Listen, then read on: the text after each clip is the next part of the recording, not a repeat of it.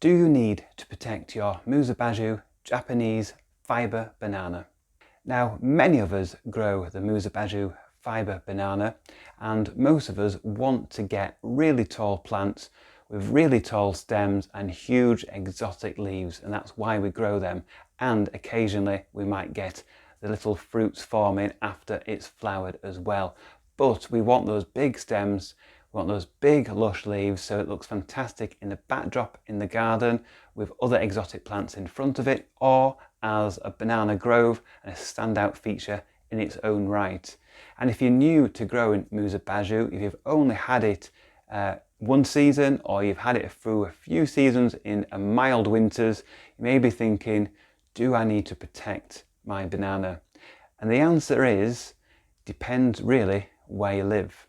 So to go into a bit more detail, if you live somewhere where you don't get any frost whatsoever, you're very lucky, and you can grow this without any protection whatsoever. If you live in a coastal area that's sheltered, the chances are you don't need to protect it at all, because the stems on the bananas are hardy down to about -4 for very short periods, but plenty of zeros, -1s and -2s will not kill the stems down to the ground, so you wouldn't need to protect it in a very coastal area on an estuary somewhere like that.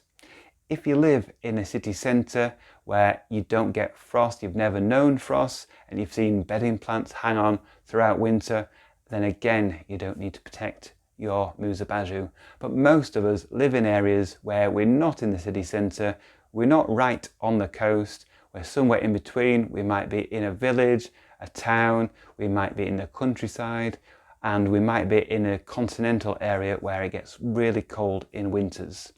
So here in the UK, I live in the north of England, and my Musa basjoos, I wrap them if I want to keep the stems through winter.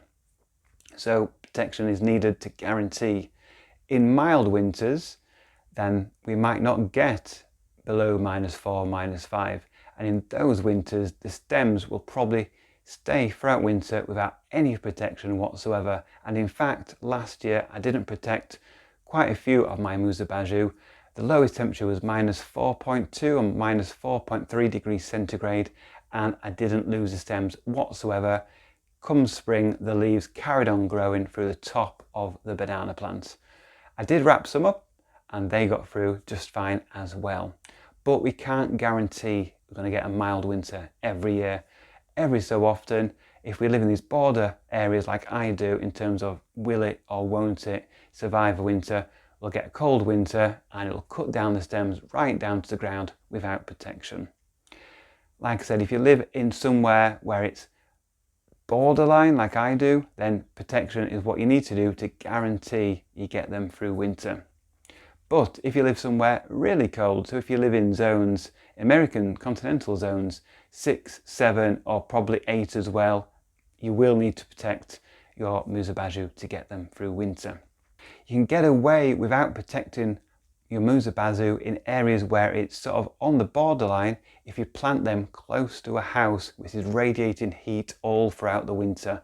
So it'll keep the area just in front of the house walls a degree or two warmer.